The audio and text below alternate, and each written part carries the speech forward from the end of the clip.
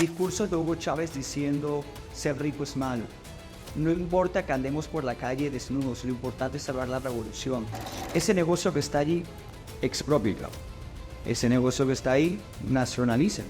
Es decir, el Estado tomando propiedad privada.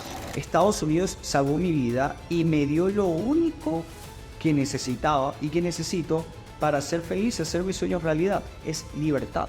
La diferencia entre una sociedad próspera y una sociedad empobrecida está también en esa abundancia o carencia de libertad que tengan sus ciudadanos. Mientras los jóvenes en Estados Unidos en su mayoría están hambrientos por socialismo, los jóvenes en países como Venezuela están hambrientos por libertad. ¿Por qué la idea de ser rico ha de ser mala? ¿Por qué la idea de ser todos, ser absolutamente todos iguales? ¿Por qué eso ha de atraernos? Bienvenidos a Sabor a Freedom, el espacio donde celebramos la libertad y las voces que se atreven a destacar en la multitud. Con ustedes, nuestro anfitrión, César Grajales.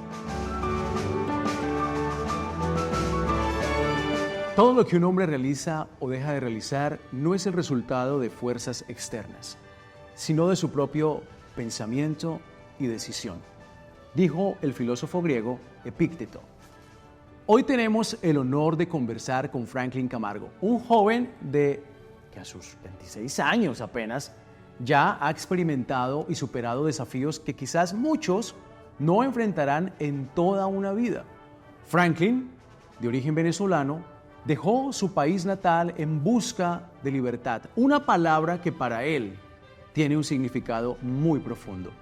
Su historia es una de lucha y perseverancia, pero también de principios y convicciones firmes.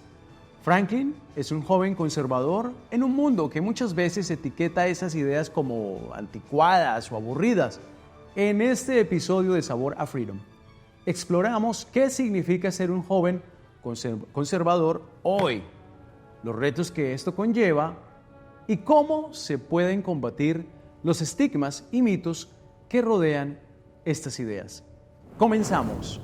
Franklin, bienvenido. Gracias, César. Qué placer tenerte aquí en Sabor a Freedom. El placer es todo mío. Agradezco espacios como este. Cuando no estás trabajando y estás peleando por las libertades, ¿qué haces? ¿En qué lugar estás? ¿Cuál es tu lugar favorito para descansar? Estoy preparándome para pelear con mayor contundencia por la libertad. No, a ver, soy una persona normal, me encantan los deportes, veo series de televisión, leo, de vez en cuando ir a la playa evidentemente no está mal, pero sí soy una persona que realmente nunca está desconectada de la noticia o de la política. Franklin, tú eres venezolano. ¿Cómo era ese niño, ese Franklin, creciendo en Venezuela? Cuéntanos de tu infancia, de tu historia, ¿cómo fue tu tiempo en Venezuela? Cuando recuerdo mi infancia, recuerdo momentos positivos, una infancia alegre, donde tuve una familia que me enseñaron muchísimos valores, una familia muy trabajadora, que crecieron incluso con recursos limitados, pero que en una Venezuela en los 70, 80, 90, con esfuerzo y trabajo, se podían alcanzar grandes cosas.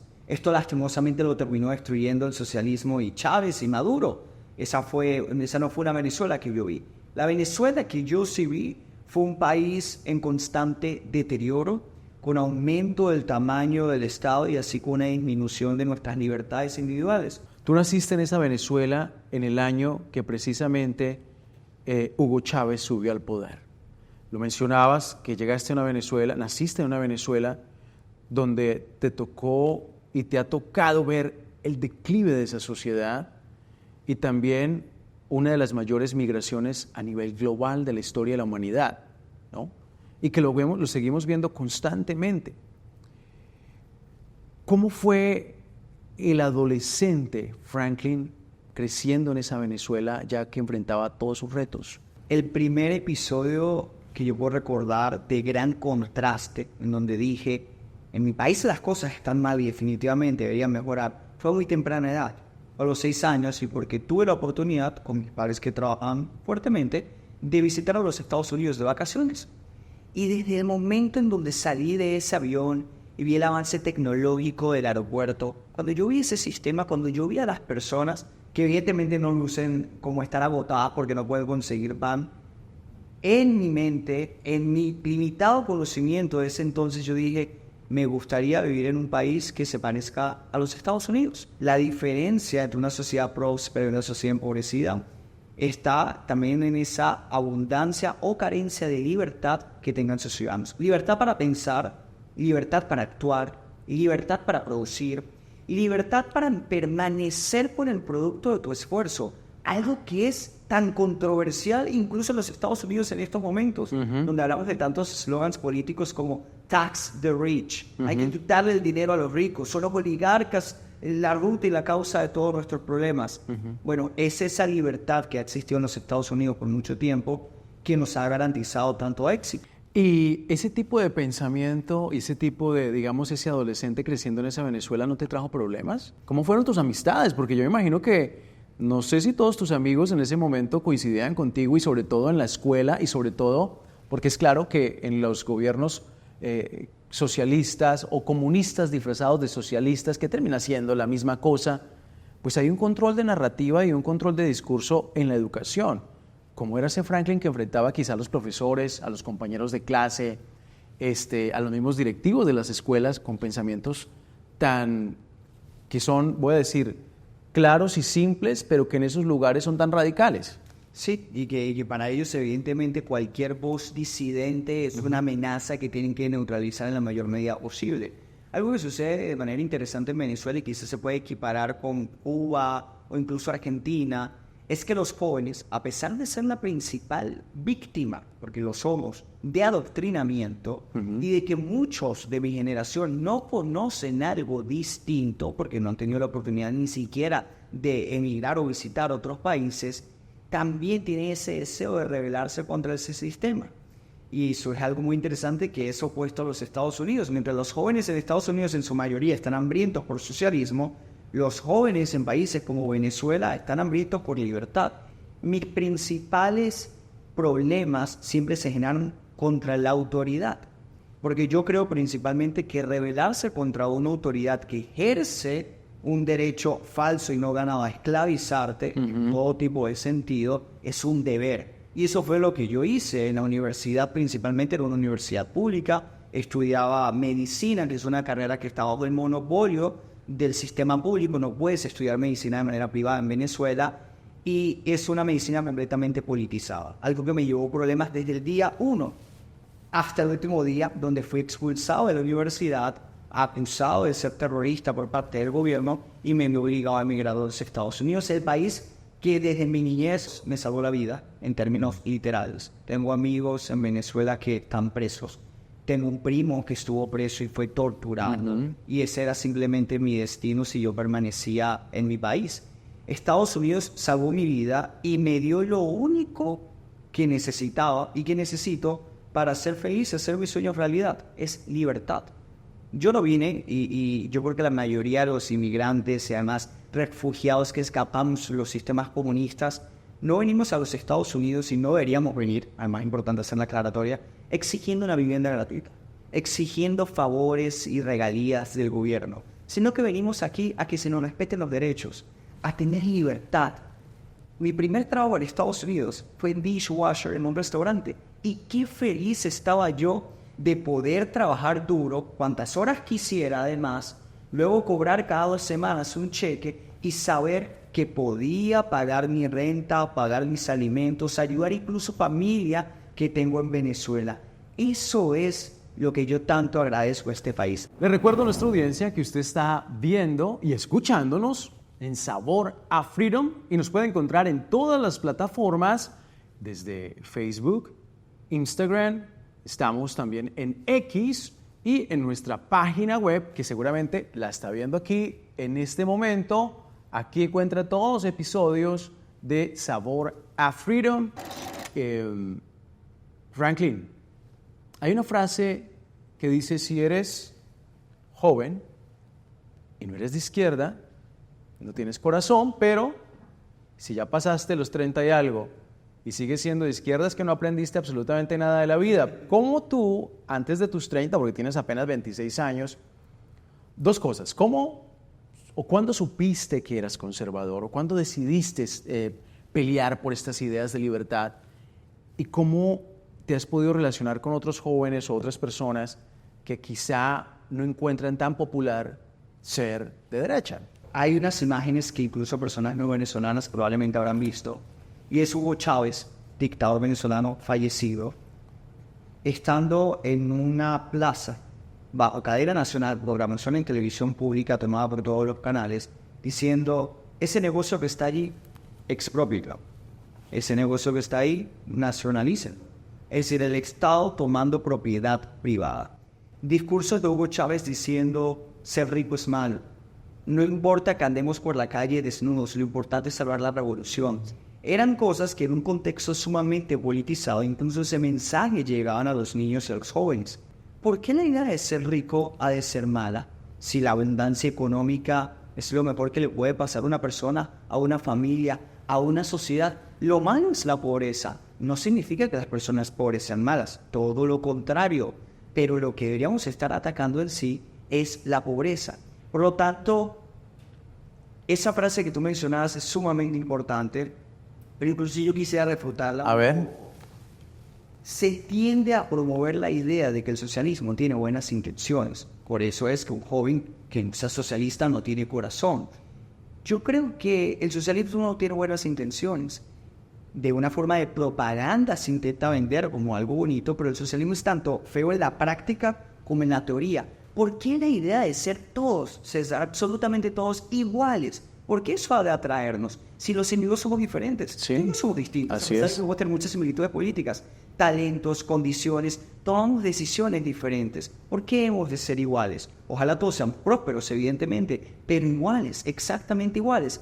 ¿Por qué la idea de quitarle los recursos a alguien que ha producido para otorgárselo a otra persona? ¿Por qué esa idea de ser juzgada con buenas intenciones? ¿Y cómo esas ideas y lo que descubriste de manera empírica, pero de alguna manera también por lo que veías en tu casa con tu papá y eso, cómo era tu relación o cómo ha sido tu relación de interactuar con los jóvenes hoy en día? Porque pues más allá de lo que entendemos tú y yo claramente, pues es cierto que hay una mayoría de jóvenes que se alinean con tendencias de izquierda, ¿no? Con ideas de izquierda. ¿Cómo puedes interactuar con esos grupos de jóvenes menores de 30 con tus ideas? ¿Cómo puedes llegar a entablar conversaciones y de alguna manera tratar de, no digamos convencerles, pero sí exponer unas ideas claras y firmes como las tuyas y que a lo mejor se sumen al bando de la gente que cree en las libertades y de derecha? El principal reto, hay varios retos, pero el principal reto está en que las personas y los jóvenes puedan internalizar, sobre todo aquí en Estados Unidos, de su país con tanta prosperidad, abundancia y comodidades, que lo que sucede en otras naciones le puede suceder a ellos también. Nos puede suceder a nosotros que estamos aquí. En Venezuela decían que Venezuela jamás sería como Cuba. Cuba, estoy seguro que muchas personas en algún momento también creyeron que nunca tendrían un régimen de más de 5 décadas. Exacto. Y los ejemplos sobran. Los jóvenes dicen, porque estamos aquí contigo y eres un joven, pero mucha gente también lo dice, pero es que aquí esto no va a pasar. ¿Cómo poder hacerle entender aquí en los Estados Unidos, en la tierra de libertad, a la gente que aquí puede pasar y que aquí hay actores políticos que claramente están vendiendo políticas públicas como las que tú dejaste atrás en Venezuela? Sí, y te pongo un ejemplo particular, el control de precios. El control de precios es una política pública económica socialista porque niega las dinámicas del mercado libre y cree que la causa de inflación y el incremento de los precios, la avaricia y la codicia de los empresarios, y busca como solución la intervención de los políticos. Una política socialista que ha sido aplicada en Venezuela, en la Argentina del kirchnerismo, ha sido aplicada en Cuba, en la Unión Soviética, en Babilonia, en el Código Hammurabi había control de precios y salarios también. Y su resultado siempre fue el mismo: catástrofe. Largas líneas, escasez, mercados negros, distorsiones, negocios que van a la quiebra. Aquí en Estados Unidos se está proponiendo esa idea. Eso generaría efectos desastrosos en los Estados Unidos. Y es una política socialista, pero ¿qué ocurre, César? Cuando tú le dices a un joven de mi edad, de Estados Unidos, que quizá vaya al supermercado y no va a conseguir leche porque regularon los precios de la leche, para una persona que nunca ha entendido lo que es la escasez en primera mano, no lo entiende. que fíjate que recientemente el James Madison Institute sacó una encuesta donde decía que los jóvenes de 18 a 34 años eran el grupo demográfico que menos le preocupaba el tema de la inflación. Y yo me quedé, pero si a ustedes también les afecta, ¿cómo poder uno comunicar lo preocupante, ¿no? Lo difícil y lo dramático que es el tema de la inflación, que le tiene que preocupar a toda la sociedad en general, independientemente de la edad que tiene, pero sobre todo a los jóvenes, 18 a 34 años, es lo que menos les importa, el tema de la inflación, según el James Madison Institute. Sí, es lamentable porque demuestra una desconexión con la realidad, con el mundo del día a día que ellos deberían estar lidiando. Entiendo que muchos de ellos probablemente aún viven con sus padres o tienen una gran ayuda por parte de ellos, lo cual está bien, habla mucho de la solidez y de las familias estadounidenses, pero la inflación debería preocuparle a cualquier persona. La inflación representa que tú te estás haciendo pobre cada día. Ese dinero que tienes en la cuenta bancaria, ese dinero que estás ahorrando, se está depreciando. Completamente. Y eso son políticas públicas que se han implementado desde el gobierno, supuestamente para ayudar a la sociedad, y terminan, por el contrario, haciéndolos más pobres. Pero ¿cómo? La pregunta es la siguiente. ¿En qué hemos fallado para poder comunicarle a la sociedad en general, pero a los jóvenes particularmente, estas ideas, la relevancia y la importancia de votar por líderes que se opongan a gobiernos que controlan la sociedad y que pasan políticas públicas de gobiernos grandes? ¿En qué hemos fallado? ¿Cómo podemos comunicar eso mejor? Un error que cometemos es que creer que como tenemos la evidencia y la realidad, solo mira Venezuela, César, solo mira Cuba. Creemos que eso por sí solo es suficiente, cuando no. Cuando hay que dar una batalla que ha de ser cultural, tiene que ser intelectual, en las universidades, en el arte, en la creación de contenido, en la mayor cantidad de espacios posibles. No únicamente reunirnos en nuestros círculos y en nuestra zona de confort, sino tratar de hablar la mayor cantidad de tiempo posible. Y eso es lo que ha hecho la izquierda. La izquierda nunca se detiene en sus aspiraciones. Trata de acaparar la mayor cantidad de espacios posibles. ¿Cómo ves el futuro del conservadurismo, de las libertades? ¿Cómo ves ese futuro? ¿Qué hay que hacer para sumar más adeptos a los que creemos en las libertades, en tu opinión? Definitivamente. Y con conservadurismo hay que definirlo. Un sistema que obedezca y siga en gran medida las ideas que fundaron a este país. ¿Qué significa eso? Declaración de independencia. Somos dotados por un creador con derechos inalienables, individuales. Derecho a la vida, a la libertad y a la búsqueda de la felicidad. Vida, porque evidentemente nadie ha de tener la autoridad de determinar eso, al menos que sea en autodefensa, que es un contexto completamente diferente. Libertad para decidir, pensar, comercializar, y búsqueda de la felicidad. Eso es un derecho fundamental, porque no habla del derecho de que el gobierno te va a hacer feliz, César.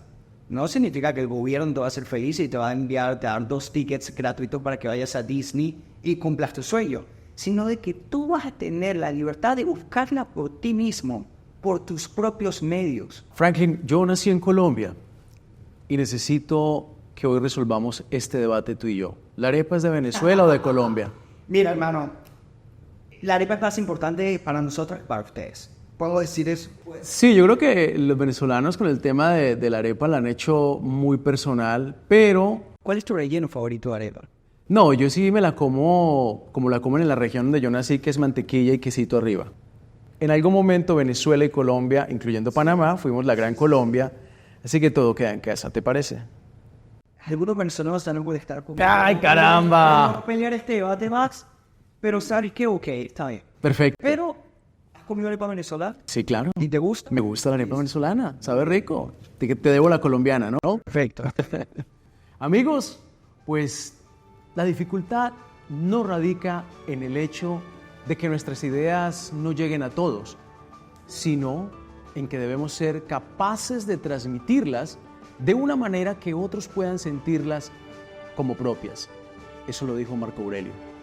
Franklin, tu historia es un testimonio poderoso de la importancia de la libertad y de mantener firmes nuestras convicciones. Incluso cuando el mundo a nuestro alrededor parece empujarnos en direcciones opuestas. Al final, ser joven y conservador no se trata de seguir ciegamente una tradición, sino de valorar y defender los principios que creemos que nos llevarán a una sociedad más libre y próspera. A ustedes, amigos, espero que les haya gustado este episodio tanto como me gustó a mí hablar con Franklin el día de hoy. Y recuerden que cada semana nos puede encontrar aquí en Sabor a Freedom. Nos puede seguir en todas nuestras redes sociales, en nuestra página web. Y yo regresaré con un nuevo invitado la próxima semana. Hasta pronto. Concluimos Sabor a Freedom. Sintonice cada semana a través de las redes sociales de la Iniciativa Libre. YouTube, Libre Initiative. Facebook, The Libre Initiative. Twitter X, @Libre Initiative. Instagram, @WeAreLibre. O visítenos en lainiciativalibre.org.